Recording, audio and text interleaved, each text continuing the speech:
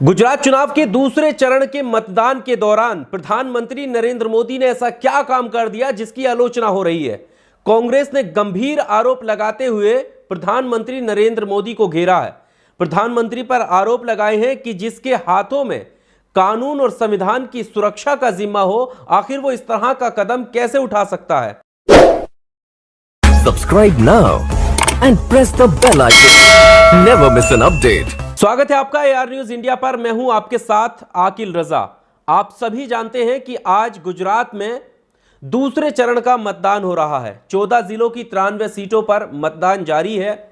इसी बीच जब प्रधानमंत्री नरेंद्र मोदी अपना वोट डालने के लिए अहमदाबाद पहुंचे तो वहां से प्रधानमंत्री की कुछ तस्वीरें सोशल मीडिया पर वायरल होने लगी और इन तस्वीरों को लेकर कांग्रेस ने गंभीर आरोप लगाए हैं। कांग्रेस ने कहा है कि आखिर प्रधानमंत्री का यह काम नहीं है कि वो तमाम कानून और संविधान को ताक पर रखकर इस तरह का काम करे, लेकिन आखिर प्रधानमंत्री ने किया क्या है यह हम आपके सामने रखते हैं और क्यों उन पर इस तरह के आरोप लग रहे हैं। तो सबसे पहले आप ये खबर देखिए, खबर आपकी स्क्रीन पर, जहां पर आप देखेंगे कि गुजरात प्रधानमंत्री नरेंद्र मोदी गुजरात विधानसभा चुनाव के लिए वोट डालने के लिए अहमदाबाद के गांधीनगर राजभवन से निशान पब्लिक स्कूल रानी पहुंचे। ये सुबह की तस्वीरें हैं जब प्रधानमंत्री वोट डालने के लिए गए थे। ये तस्वीरें भी आपकी स्क्रीन पर आप देख सकते हैं। प्रधानमंत्री पैदल ही आगे बढ़ रहे हैं और वहां पर जो लोग खड़े हैं उनकी तरफ हाथ हिलाते हुए आगे बढ़ रहे हैं। और ये तस्वीरें जैसे ही सामने आई हैं, इन तस्वीरों को शेयर करते हुए कांग्रेस के नेता श्रीनिवास ने आरोप लगाया है। कुछ और लोगों ने भी लिखा है और इलेक्शन कमीशन से प्रधानमंत्री मोदी के ऊपर कार्रवाई करने की मांग की है।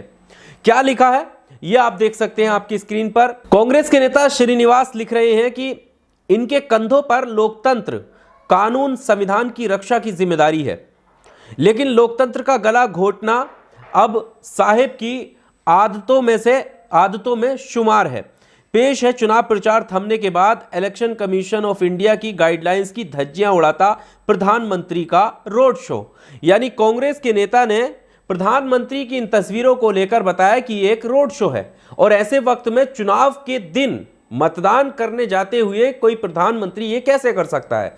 कोई आम राजनेता भी नहीं कर सकता, कोई नेता भी नहीं कर सकता, क्योंकि इलेक्शन कमीशन की गाइडलाइन के हिसाब से प्रचार प्रसार की अनुमति रोक दी जाती है। तो आखिर क्यों मतदान के दिन प्रधानमंत्री मोदी पैदल वहां तक गए और वहां पर जो लोग खड़े थे उनको जो है हाथ हिलाते हुए और एक तरीके से इसको रोड शो बताया है। तस्वीरें हमने आपके सामने रखी तो इन्हीं तस्वीरों को लेकर कांग्रेस ने हमला बोला है। आगे हम आपके सामने जो है प्रधानमंत्री का ये देखिए, वोट देने के बाद जब प्रधानमंत्री बाहर निकल रहे थे तो उन्होंने अपनी उंगली पर लगी स्याही भी जनता को दिखाई और ये वोट डालकर जब बाहर निकल रहे थे तब की ये तस्वीर है आपकी स्क्रीन पर। इसके आगे हम आपको बता दें कि राकेश रंजन ये लिख रहे हैं कि बताइए, चुनाव के दिन रैली निकाल दी गई, आचार संहिता की धज्जियां उड़ाई जा रही हैं, आपको क्या लगता है। और उन्होंने प्रधानमंत्री की उन तस्वीरों को साझा किया है। इसके बाद एक कार्टून भी सामने आया है। इस कार्टून को आप फुल स्क्रीन पर देखिए, ये आपकी स्क्रीन पर रहा। इसमें आप देखेंगे कि प्रधानमंत्री किस तरह चल रहे हैं और देखा जा सकता है कि साइड में जो लोग खड़े हैं उनकी तरफ हाथ हिलाते हुए आगे बढ़ रहे हैं।